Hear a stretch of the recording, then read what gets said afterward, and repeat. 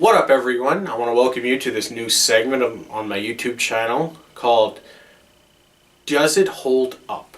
It's where I look at an older video game and give my thoughts on if the game holds up today.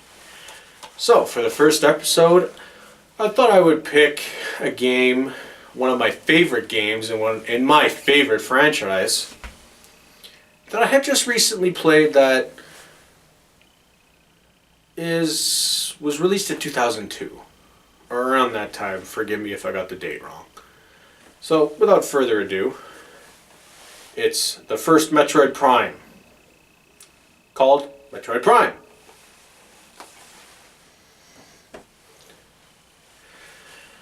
Now I want to say Metroid Prime is probably one of the best in the Prime trilogy, if not the best.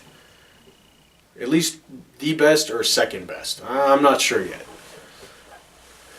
I want to say, though, it is not actually my favorite in the entire Metroid series. Having been old enough to have played Super Metroid when it was brand new, I don't know what Nintendo could do to top that in my eyes. They've tried, they've come close, but I don't think they can. And maybe Super Metroid might be a future video. So, to Metroid Prime. Does it live up? Well, a jump from a 2D side-scrolling platform type action game to first-person shooter. I know Nintendo called it back then first-person adventure.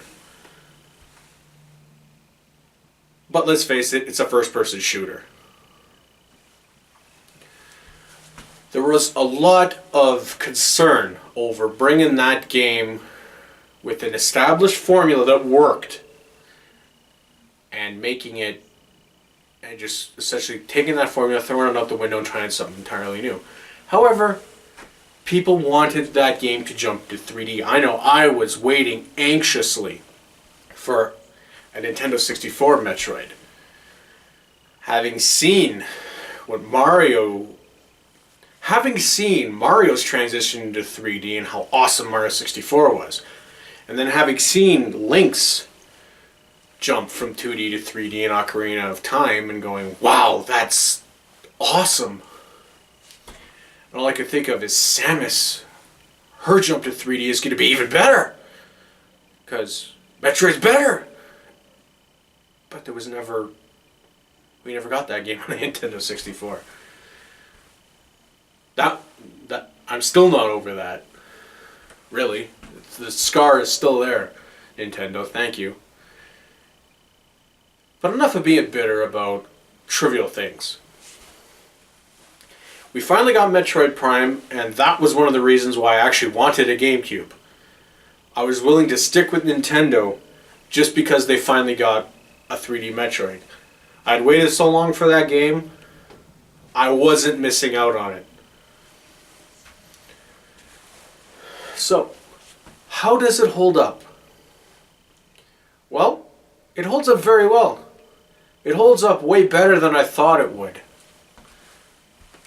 Replaying it again, the best thing I could say about this game is solid controls. The controls are what's made this game and its jump from 2D to 3D work.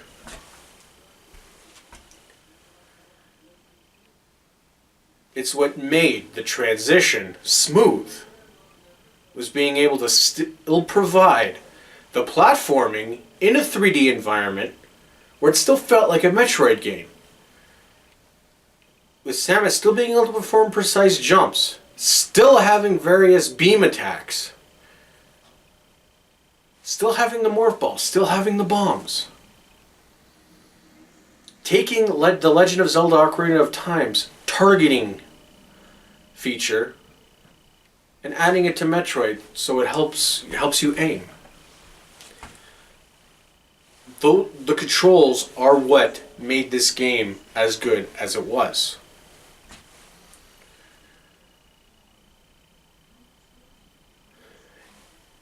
Also, what made it great was how it stuck to what the 2D games did, but just did 3D.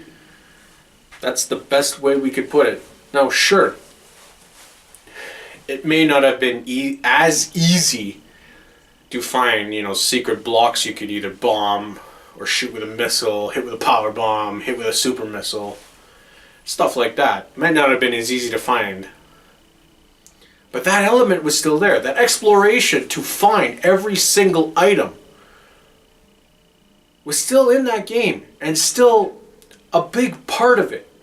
The exploration was still there. The atmosphere from the previous games, where it had an eerie musical score and it had environments, areas where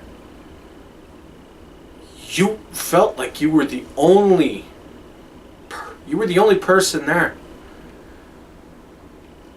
You were alone on this planet against these hordes of wild animals or wild alien beasts or whatever you want to call them.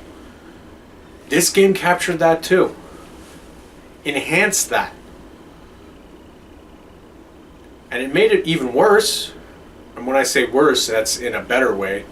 Like amplified the feeling once you found areas where the space pirates had essentially colonized. The game takes place on the planet Talon 4. And there are certain areas on Talon 4 where the space pirates have developed their own presence, their own colony of sorts, or mining colony, whatever you want to call it. And that's where I found that the atmosphere really enhanced the you're alone and you're in hostile territory and you're probably screwed.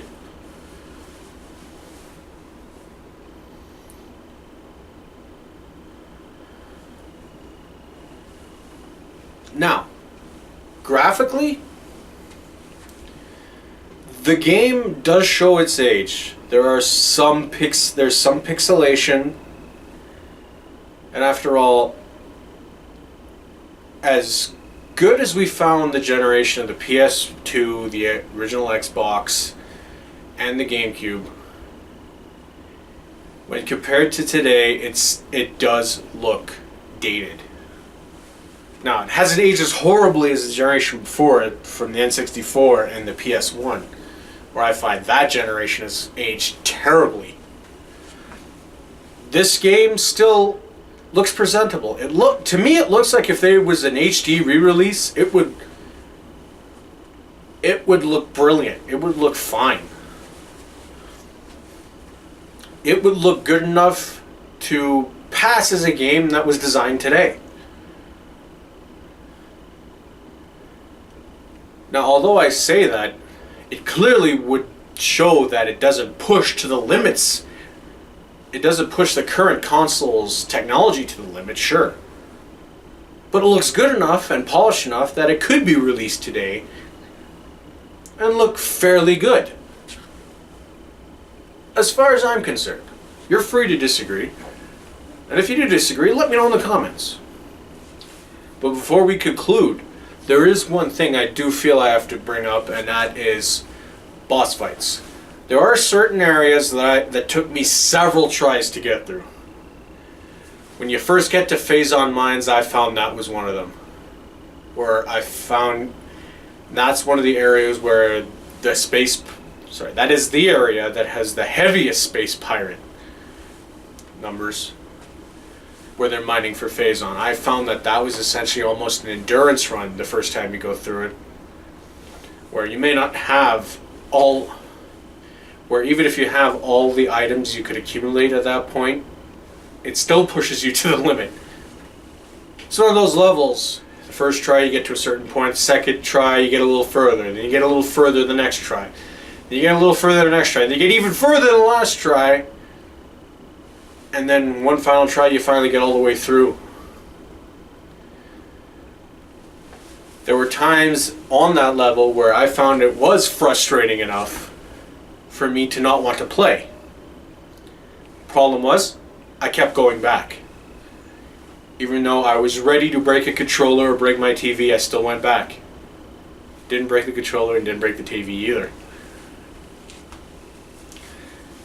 There were also some boss fights that maybe I have a horrible strategy against, But the last boss being one of them, where it took me several tries to finally get used to how to fight the guy, to fight Metroid Prime. At least in his first form.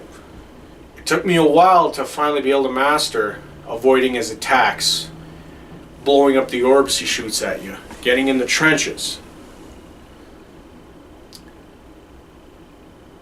The Omega part was one that gave me trouble also.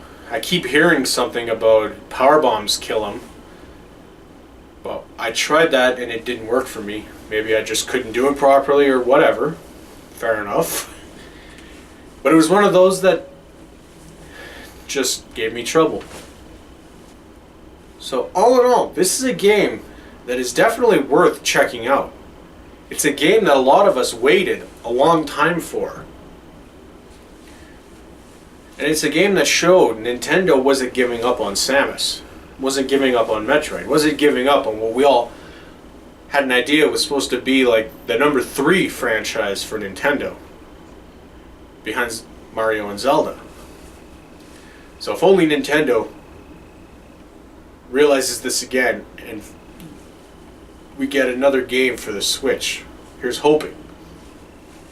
So this is a game that definitely holds up.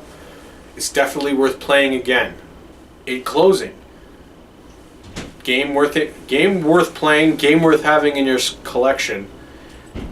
And with Nintendo recently releasing certain games in HD like Wind Waker and Twilight Princess, I think re-releasing Metroid Prime, or all 3 games for all that matter, giving them an HD re-release would be a great idea. And hell, you could even make some amiibos for it. Ridley amiibo would be awesome, because Ridley for life, put him in Smash. Ridley has been taunting me for 20 years, and I have earned the right to play as him. Actually, more than 20 years, probably 25 by this point. But either way, get this game, play it, enjoy it, cherish it. And if you disagree, do none of those things. Anyway, thank you so much for watching. If you agree, disagree, or want to continue the conversation, leave a comment. Consider subscribing, share the video. Have yourself a good day.